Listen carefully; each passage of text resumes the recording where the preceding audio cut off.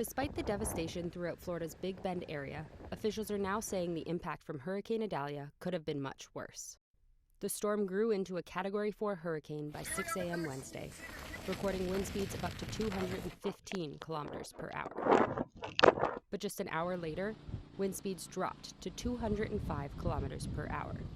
Experts say there is evidence the hurricane began replacing the wall around its eye, a phenomenon that kept the storm from further intensifying. Idalia was still a major hurricane when it slammed into northern Florida as a powerful Category 3 hurricane.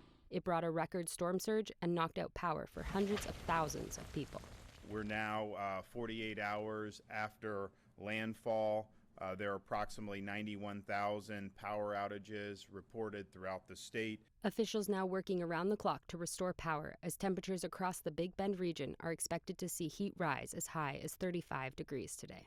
The state also now looking at all options for more funding. I'm going to be pulling whatever levers I can to be able to help folks. And so if that's the state, we're mobilizing all of our state assets.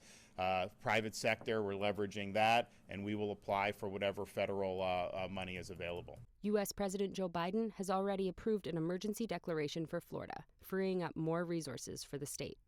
And some of this is going to take months and years to make sure we restore the people to the circumstances they were before this disaster hit.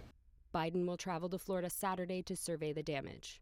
His exact location hasn't been announced, but Florida Governor Ron DeSantis is worried the visit will interrupt power restoration efforts in the hardest hit communities. It would be very disruptive to have the whole